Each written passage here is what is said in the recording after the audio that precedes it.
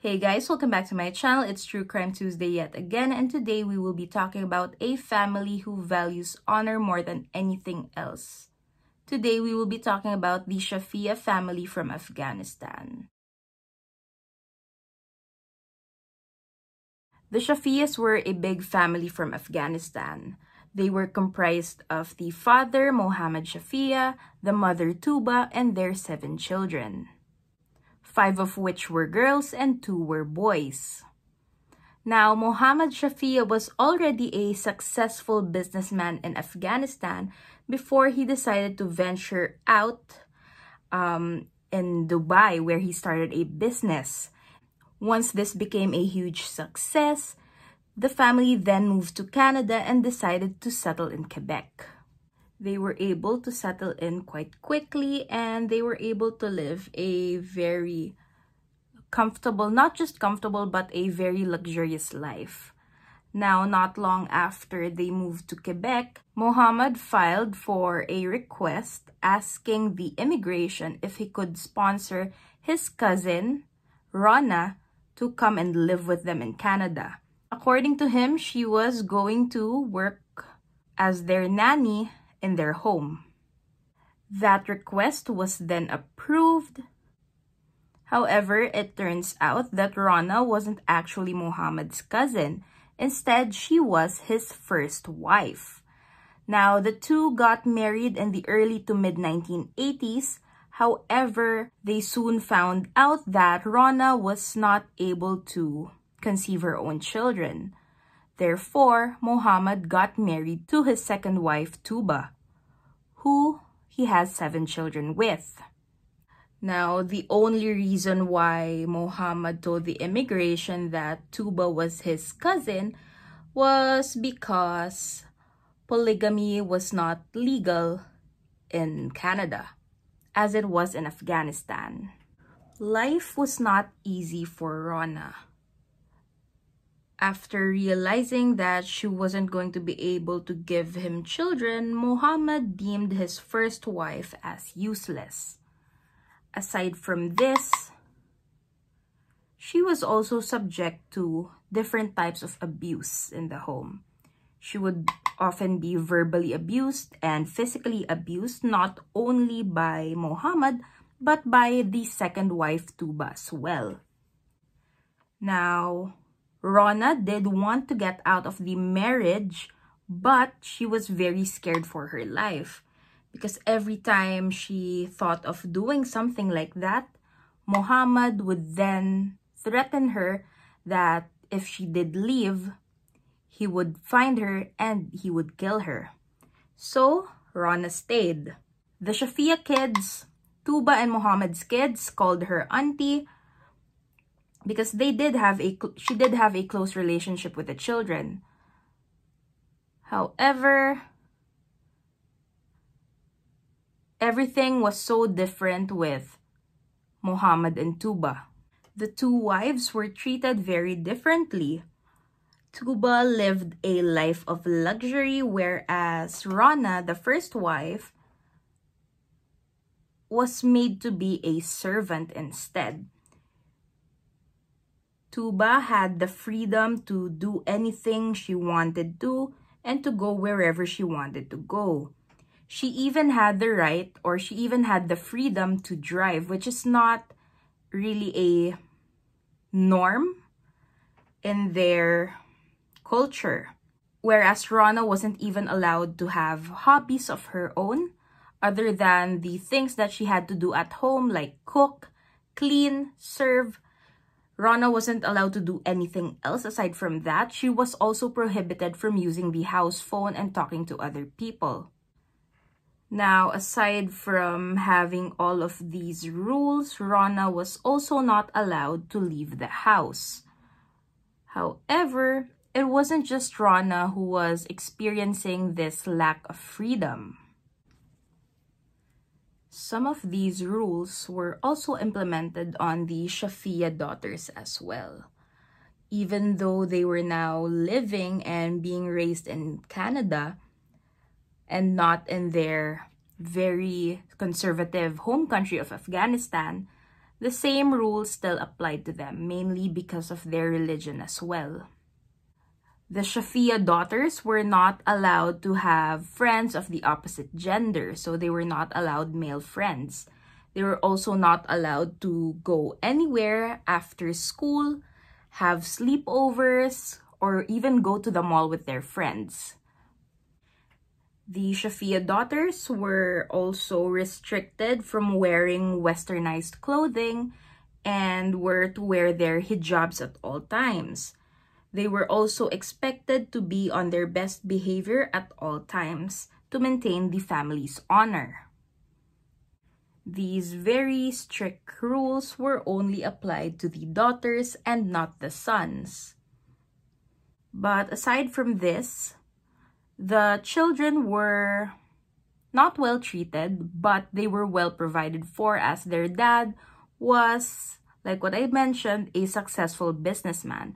I'm not sure what his business was, but I think it had to do with cars. It had something to do with cars, and he would often go back and forth from Canada to Dubai to do business dealings.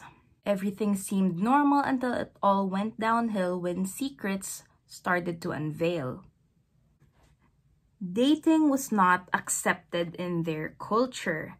And as I have mentioned, the Shafia girls were not even allowed to have male friends, let alone have boyfriends.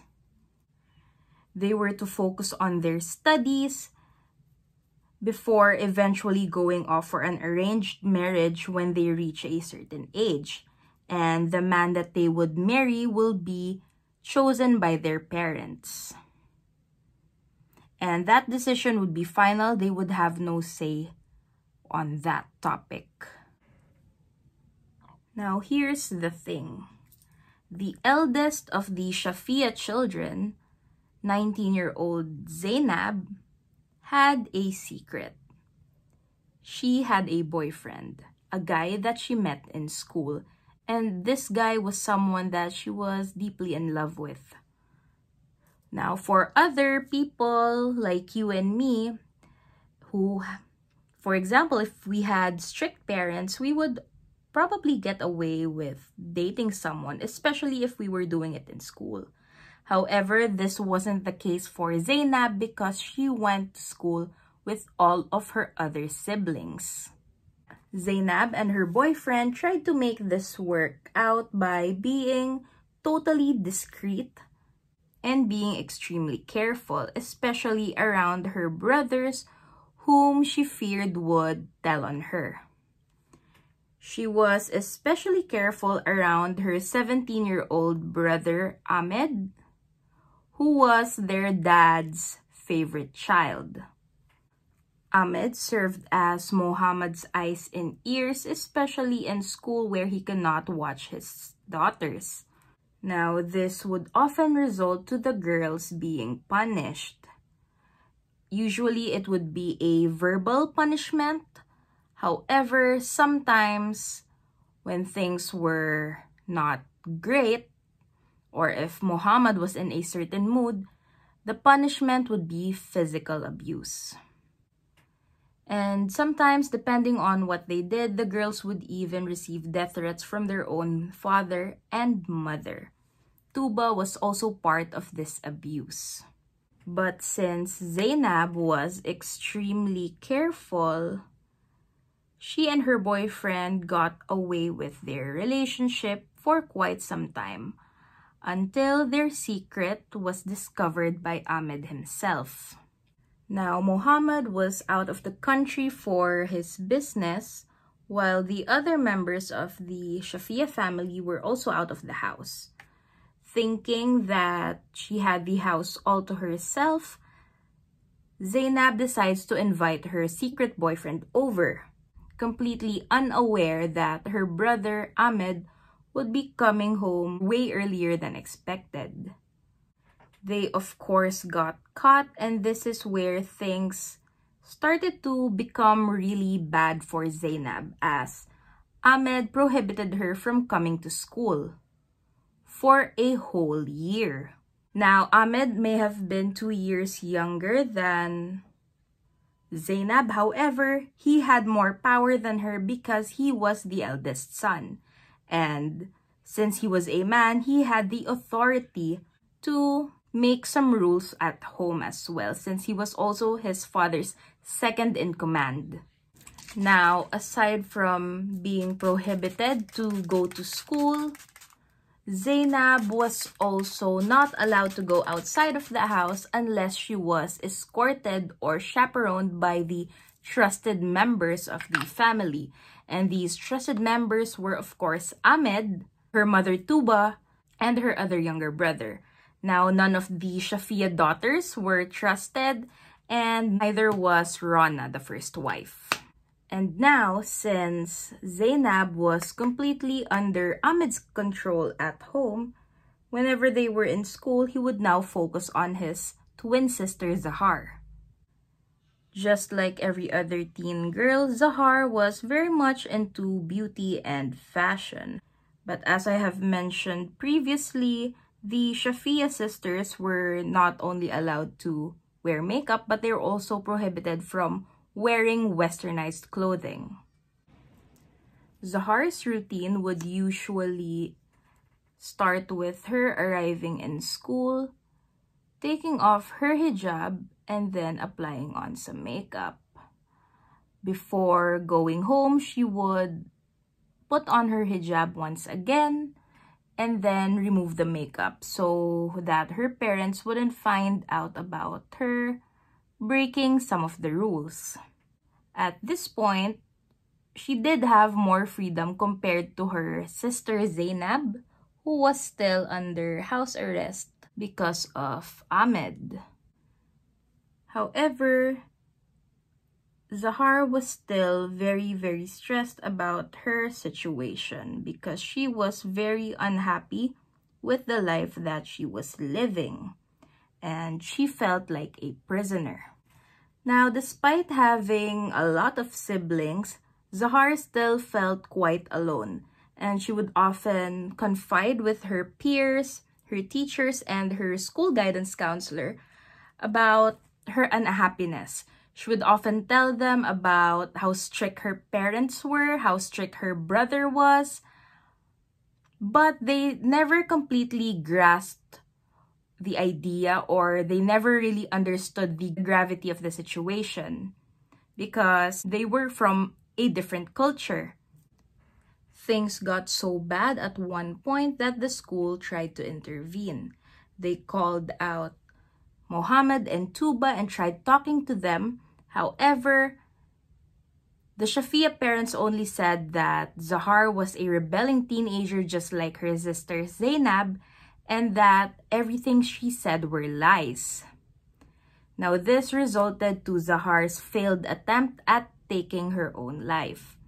And when she did try to end her suffering, instead of comforting her and giving her the support that she needed, her mother Tuba instead told her that she could go ahead and kill herself, and then she would go to hell. Now, aside from Zahar and Zainab, another Shafia daughter was also getting an unfair treatment. And this was the youngest of all the Shafia siblings, 13-year-old Geeti. Now, since Geeti was quite young when they arrived in Canada, she had adapted to her new westernized and more modern lifestyle. She ached for more freedom, of course, just like every other human would do, especially a teenage girl. At the tender age of 13, Geeti started to rebel against her very strict parents. Instead of going to school, she would often skip class and head to the mall, sometimes with her friends or sometimes just by herself. This clearly affected her attendance and grades, making her fail a few classes. And of course, her parents, along with her brother Ahmed, were furious, saying that this caused dishonor to the family. Of course, just like her sisters, Geeti would also get punished for her actions, either physical or verbal abuse, or most of the time, both at the same time. Not only from Muhammad and Tuba, but from Ahmed as well. Now, it had already been a year since Zainab was caught with her secret. She was still under house arrest, but somehow she was able to sneak in a few emails to her boyfriend, and she clearly told him that she wanted to run away and seek for help.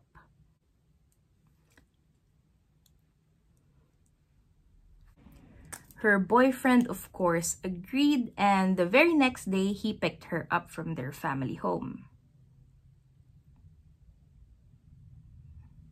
So they drove off and headed to a women's shelter where Zainab would be asking for help. But of course, once Ahmed realized that his sister had run away, he called the police immediately, reporting her as missing. Now, the police wasted no time. They immediately visited the family home and tried to get info regarding Zainab. Just general information as to what she was like, where she usually hung out, who she would hang out with. Now, this actually gave the other Shafia children a chance to tell the police about what was going on in their household. However, the police did not really care enough to look into this more, and nothing really changed. No actions were taken against Mr. and Mrs. Shafia, but I think there was a record of what the children said. Now, a month into Zainab running away, the first wife, Rona, actually overheard Tuba, Muhammad, and Ahmed talking about how they wanted to murder her. They said they wanted to murder her and the others. And of course, since she was deemed useless in the family, Rona feared that she was included in the others. Also, around this time, Tuba was somehow able to get in contact with her eldest daughter, Zainab, and she was able to lure her back home by telling her that she would be allowed to marry her boyfriend as long as she comes back.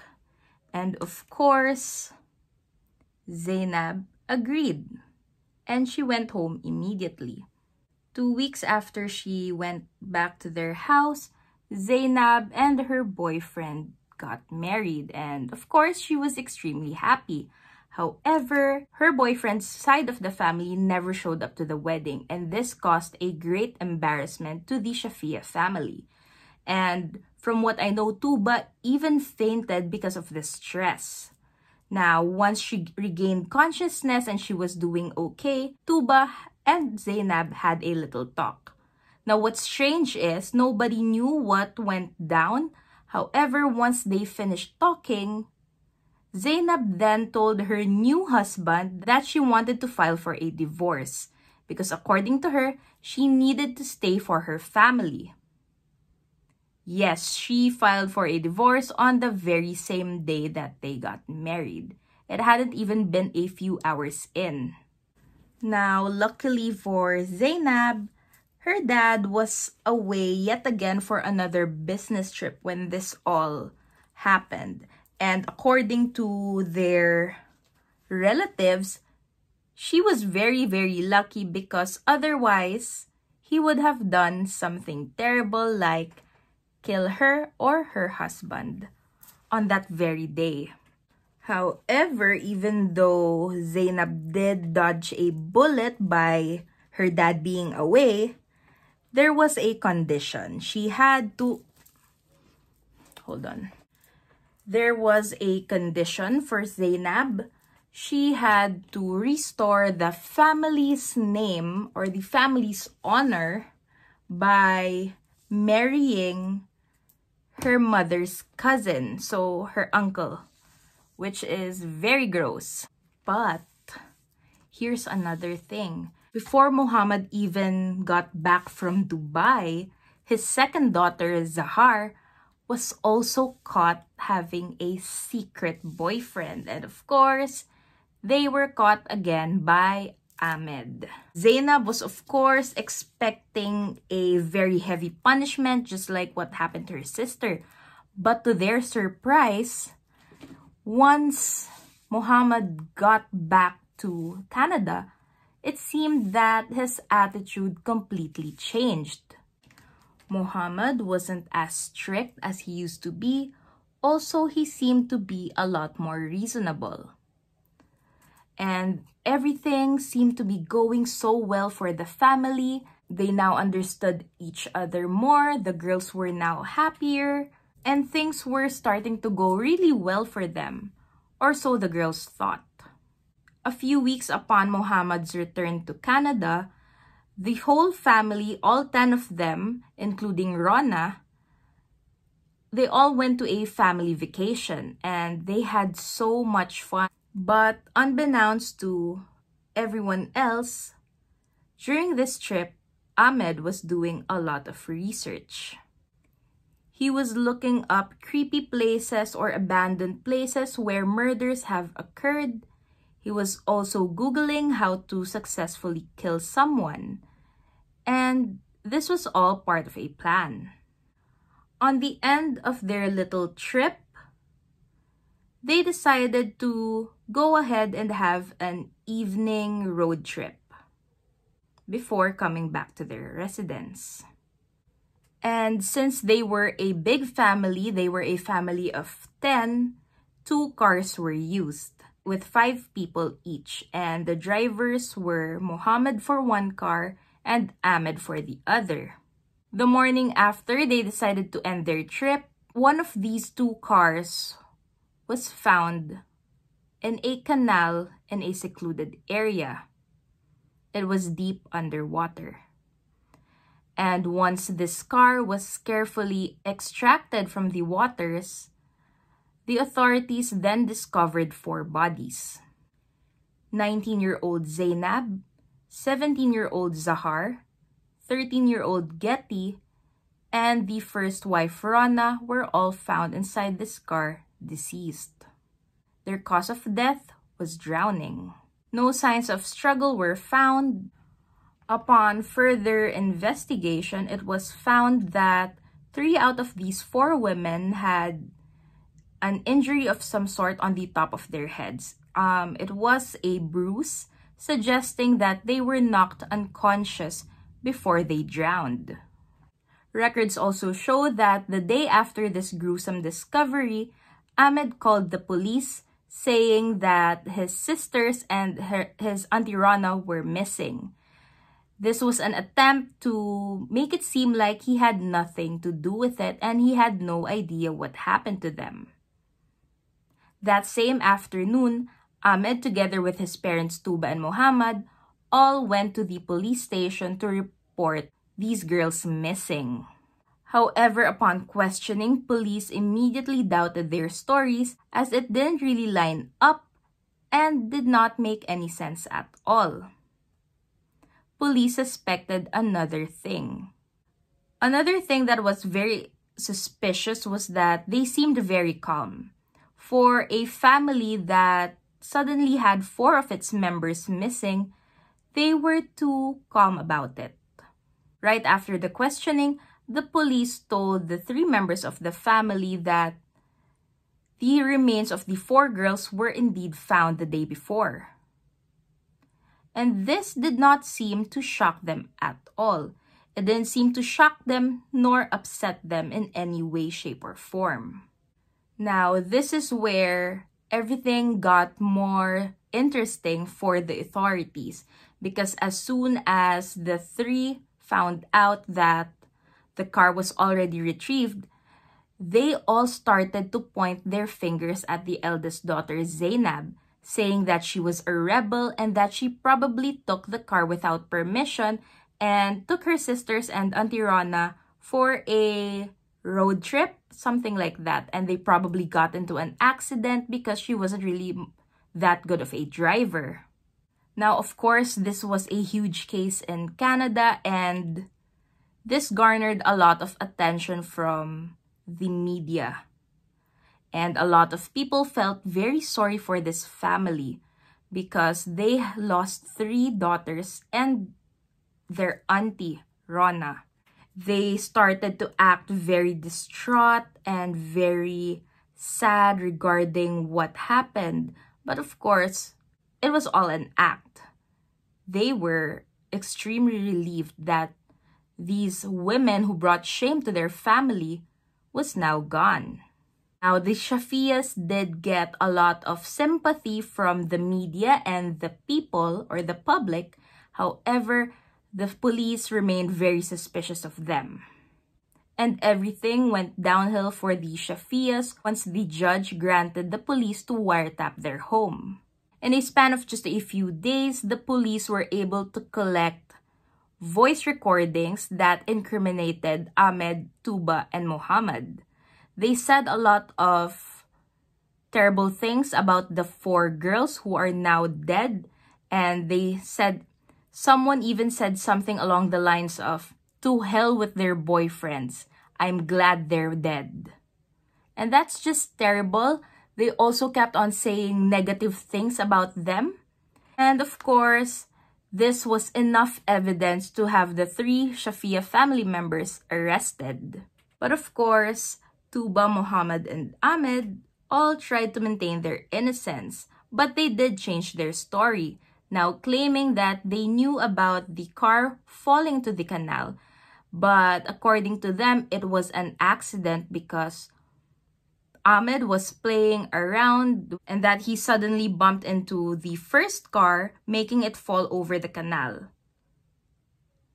And they didn't want him to get in trouble, so they just left. Now, the authorities, of course, did not believe this at all. The story was so far-fetched. I mean, why wouldn't you call for help if it were an accident, right?